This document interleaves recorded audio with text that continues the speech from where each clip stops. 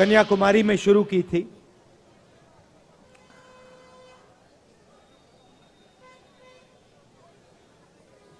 बहुत कुछ सीखने को मिला।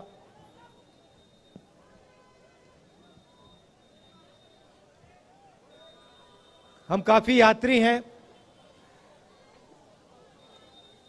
उनमें से शायद कोई भी ये ना कह पाए शुरुआत में कि हमें इतना हिंदुस्तान की जनता से सीखने को मिलेगा। हर प्रदेश ने कुछ ना कुछ नया सिखाया। किसानों ने, मजदूरों ने, छोटे व्यापारियों ने, माताओं बहनों ने, बच्चों ने अपनी दिल की बात रखी, अपना दर्द रखा। किसानों ने हमें देश की पॉलिसियों के बारे में बताया, छोटे व्यापारियों ने जीएसटी के बारे में, नोटबंदी के बारे में, कोविड में क्या हुआ, क्या होना चाहिए था, सब कुछ हमें बताया, समझाया। अलग अलग भाषाएं हैं, अलग विचार हैं, अलग हिस्ट्री है, अलग इतिहास है, मगर सब एक साथ मिलकर मोहब्बत के साथ इस देश में रहते हैं। जैसे मैंने कहा, नफरत के बाजार में हम मोहब्बत की दुकान खोलने निकले थे और देखने को मिला कि लाखों करोड़ों लोगों ने इस देश में मोहब्बत की दुकानें खोली हैं। हर प्रदेश में, सड़कों पे, बारिश में, गर्मी में, सर्दी में हमें यह देखने को मिला। देश के सामने कठिनाई जरूर है।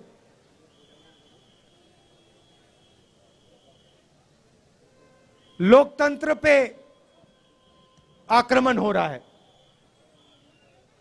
उस बात को आप सबसे बेहतर समझते हो। यात्रा से पहले हमने पार्लियामेंट में मुद्दे उठाने की कोशिश की। लोकसभा में, राज्यसभा में हमने भाषण देने की कोशिश की। नोटबंदी पे, गलत जीएसटी पे, किसान बिल पे, जो चाइना हिंदुस्तान की जमीन ले गया है, 2000 स्क्वायर किलोमीटर ले गया है, उस पे, मगर हमें लोकसभा में बोलना नहीं दिया। जैसे ही हम बोलने की कोशिश करते थे, माइक ऑफ कर दिया जाता था। मैंने भाषण के शुरुआत में आप सबसे कहा, प्रेस के हमारे जो मित्र हैं उनका यहां मैंने स्वागत किया, मगर इनका भी काम लोकतंत्र की रक्षा करने का होता है। टीवी पे, अखबारों में, मैगजीन्स में सच्चाई रखने का इनका काम होता है। पिछले प्रेस कॉन्फ्रेंस में मैंने इनसे सवाल पूछा, प्रेस वालों से सवाल पूछा। आमतौर से ये पूछते हैं। मैंने पूछा, भैया एक बात बताओ, आप नरेंद्र मोदी जी का चेहरा 24 घंटे दिखाते हो, आप ऐश्वर्या राय जी की बात करते हो,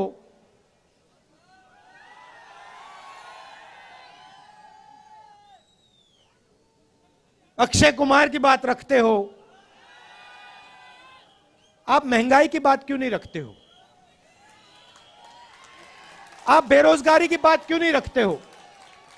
जो जम्मू कश्मीर में गरीब लोगों से उनकी जमीन जो छीनी जा रही है, वो हमें मीडिया में क्यों नहीं दिखाई देता?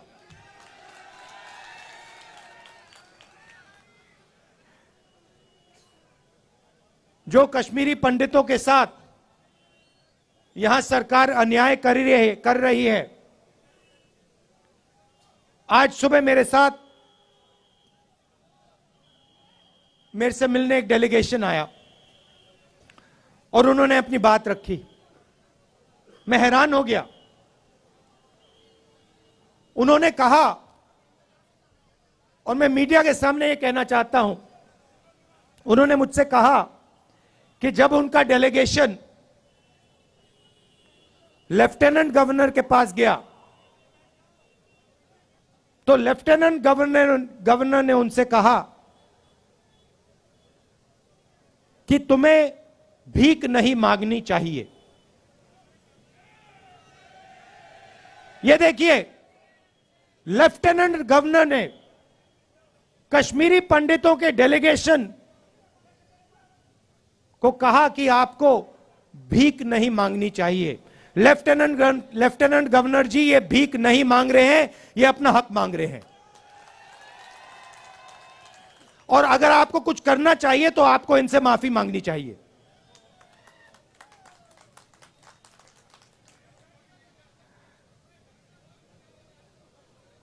यहां पे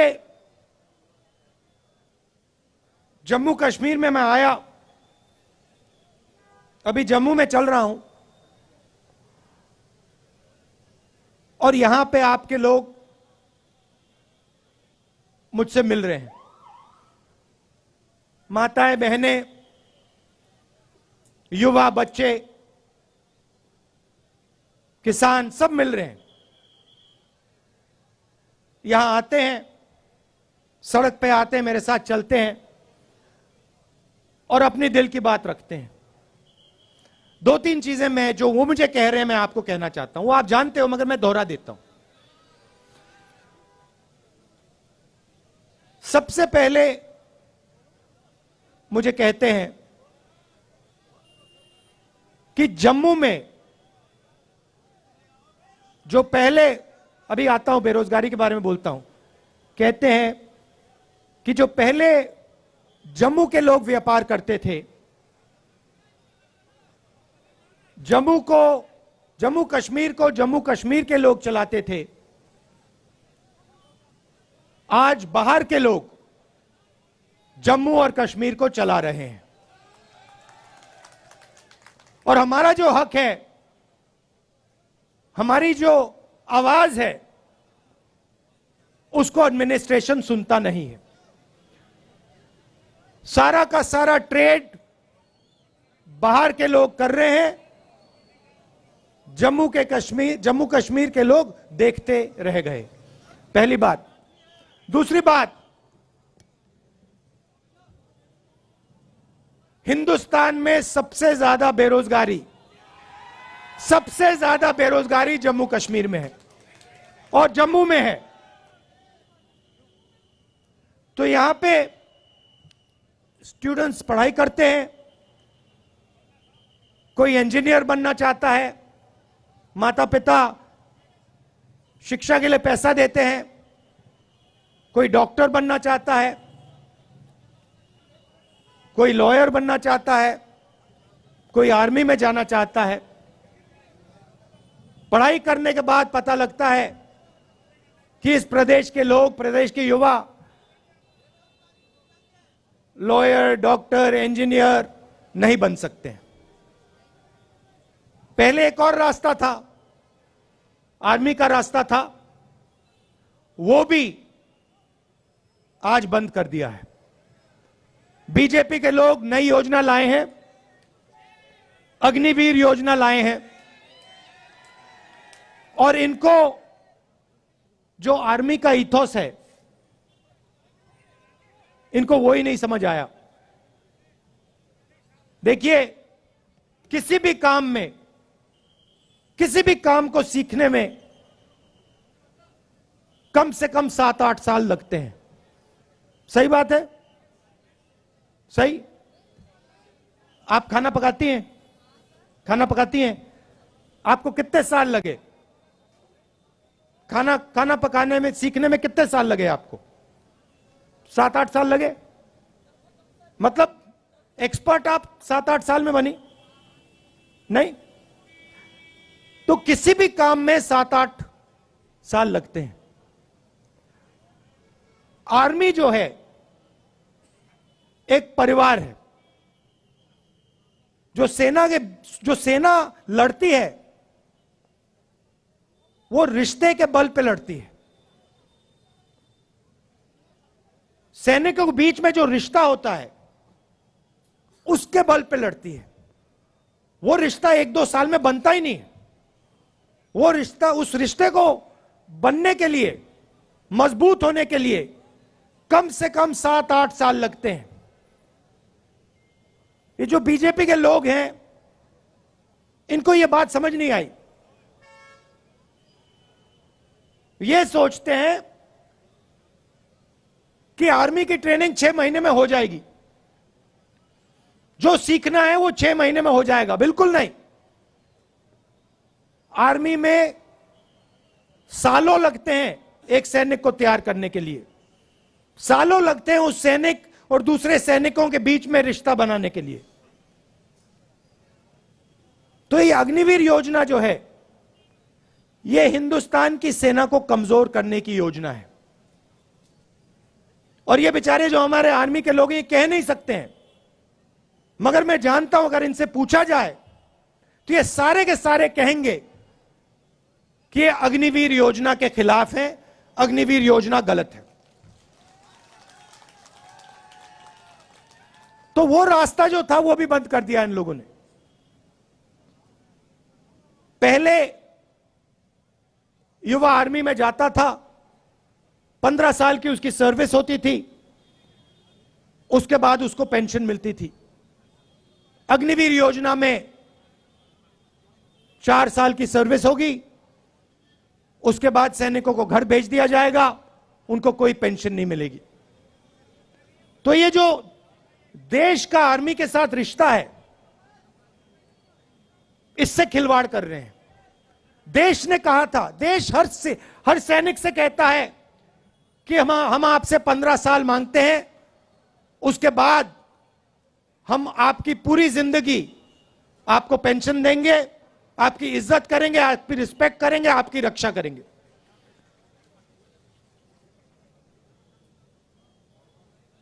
तो ये अग्निवीर योजना जो पहले युवाओं के लिए एक रास्ता था, ये भी इन्होंने बंद कर दिया। बेरोजगारी क्यों आ रही है? क्योंकि सरकार चुने हुए 2-3 उद्योगपतियों के लिए काम कर रही है। ये देखो, यहां पे आपका पूरा का पूरा व्यापार जो भी आप करते हो,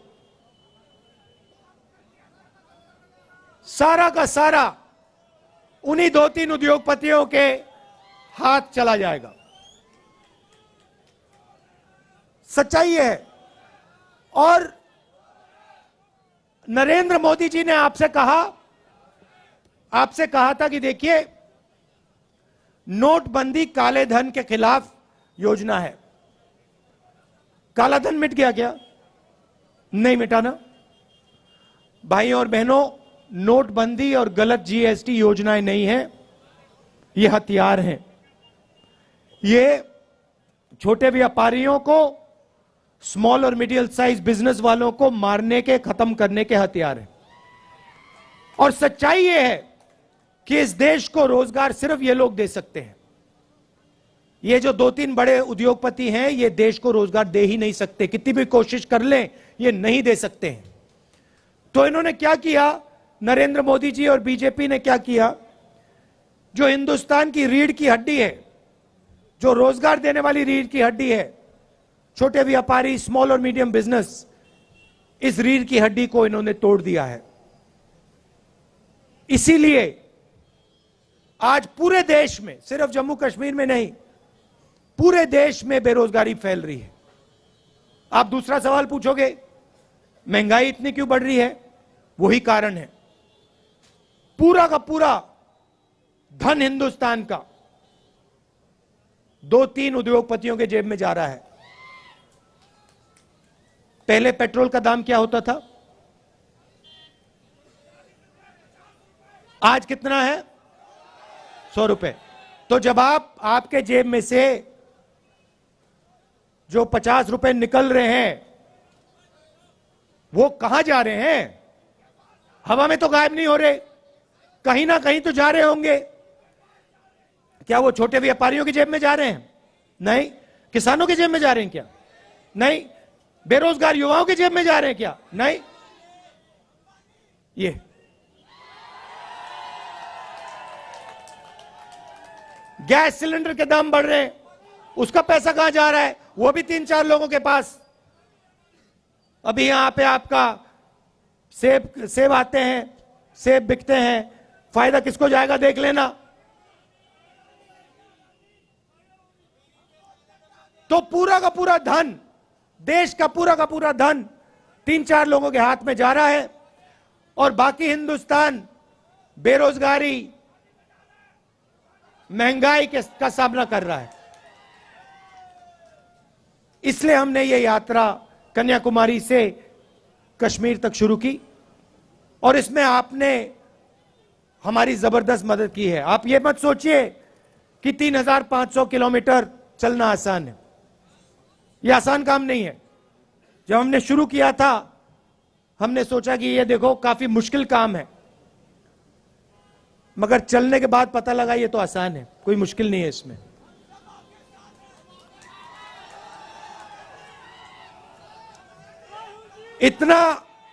इतनी मदद आपने की हमारी, मैं आपको बता रहा हूं।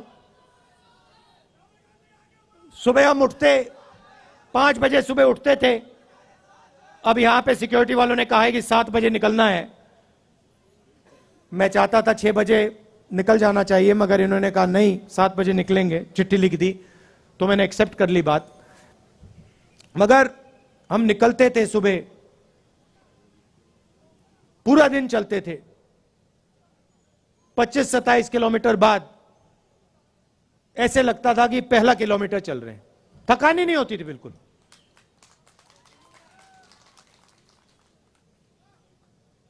पूरा अपने पूरी मदद की, पूरी शक्ति डाली, प्यार दिया यात्रा को।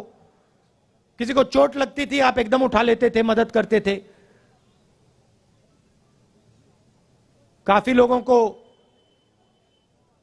चोट लगी, अस्पताल जाना पड़ा, आपने एकदम मदद की। हमारे यात्री चलते हैं, रेस्टोरेंट में, ढाबे में खाना खाने जाते हैं, उनसे कहते हैं कि भैया हम आपसे पैसा नहीं लेंगे, आप भारत जोड़ रहे हो, हमें आपका पैसा नहीं चाहिए। ये देखो, ये कह रहे हैं आज नहीं लिया। पूरे देश में, तमिलनाडु से केरला, कर्नाटक, महाराष्ट्र, हर प्रदेश में जहां भी हम जा रहे हैं, हमारे यात्रियों से आप पूछिए, रेस्टोरेंट में, ढाबे में उनको पैसा नहीं देना पड़ता। ये प्रेस वाले पूछते हैं राहुल गांधी टी शर्ट में क्यों है? राहुल गांधी टी शर्ट में क्यों है? आप इतना प्यार दे रहे हो, इतनी मोहब्बत दे रहे हो कि मुझे ठंड नहीं लग रही। भैया इनको बात नहीं समझ आएगी, आ ही नहीं सकती। मैं आपको बता रहा हूं, पसीना आ रहा है मुझे अभी।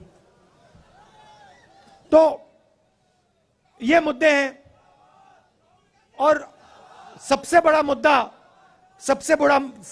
मुद्दा अंत में जो आपका स्टेटहुड का मुद्दा है, उससे बड़ा कोई मुद्दा ही नहीं है। तो आपका हक, पूरा का पूरा हक इन्होंने छीन लिया। तो एकदम कांग्रेस पार्टी पूरा समर्थन आपको, जो आपका स्टेटहुड है उसको रीइंस्टेट करने में पूरा हम दम लगा देंगे। आपने इतना प्यार दिया, दिल से आपका मैं धन्यवाद करना चाहता हूं। और अभी हम आपके साथ और चलेंगे, आपसे मिलेंगे, इसके लिए बहुत बहुत धन्यवाद।